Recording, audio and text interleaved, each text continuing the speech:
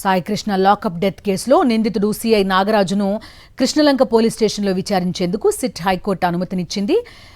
కింది కోర్టు ఆదేశాలను సవరించింది న్యాయస్థానం. మొత్తం ప్రక్రియను వీడియోగ్రఫీ చేసి సంబంధిత కోర్టు ముందుంచాలని సిట్ను ఆదేశించింది. సాయి కృష్ణ లాకప్ డెత్ కేసులో సిఐ నాగరాజు కస్టడీపై దిగువ కోర్టు ఇచ్చిన ఆదేశాలను మార్చాలని సిట్ దాఖలు చేసిన పిటిషన్పై హైకోర్టు తీర్పు వెలువరించింది.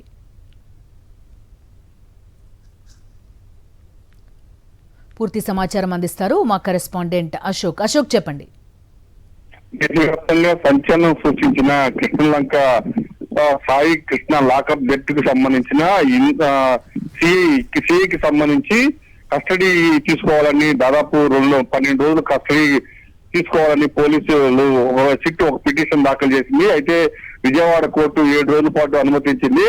అయితే రాజమండ్రి సెంట్రల్ జైల్లోనే విచారించాలని నాగరాజుని కండిషన్స్ లో ఉన్నాయి. దీన్ని సవాల్ చేస్తూ సిట్ హైకోర్టును ఆశ్రయించింది. హైకోర్టులో పూర్తిగా వాదనలు విన్న తర్వాత నిన్న వాదనలు వినిపించారు. ఇవాళ హైకోర్టు తన తీర్పును వెల్లడించింది.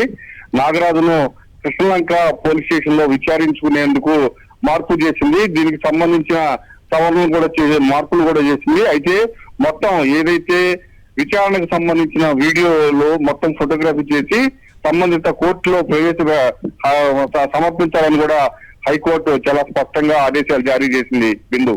Right Ashok, thank you. మరిన్ని అప్డేట్స్ కోసం ఛానల్ ను సబ్స్క్రైబ్ చేయండి. నోటిఫికేషన్స్ కోసం బెల్ ఐకాన్ పై క్లిక్ చేయండి.